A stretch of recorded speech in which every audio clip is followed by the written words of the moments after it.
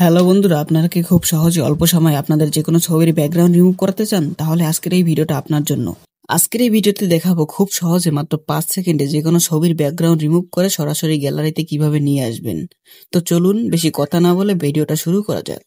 ভিডিওটা শুরু করার আগে আরেকটা কথা বলে নেই, আমাদের এই চ্যানেলটা অত্যন্ত ছোট, তাই যারা ভিডিওটা নতুন দেখছেন একটা লাইক একটা সাবস্ক্রাইব করে দেন, যাতে আপনাদের মাঝে এই ধরনের ভিডিও আরো নিয়ে আসতে পারি। প্রথমে আমরা চলে আসব মোবাইল স্ক্রিনে। এখানে আসার পর ক্রোম ব্রাউজার ওপেন করে নিব।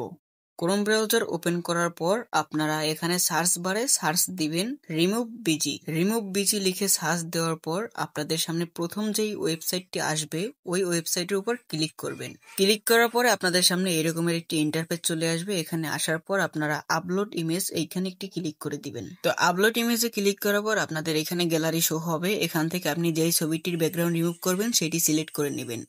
তো সিলেক্ট করে নেওয়ার পর আপনারা গুনে গুনে এখানে 2 সেকেন্ড ওয়েট করবেন। তারপরে দেখবেন আপনার ব্যাকগ্রাউন্ডটি পুরোপুরিভাবে প্রফেশনালভাবে রিমুভ হয়ে গিয়েছে। তারপরে আপনারা এই ছবিটি সেভ করার জন্য বাম পাশে কর্নারে ডাউনলোড বাটনে ক্লিক করে দিবেন।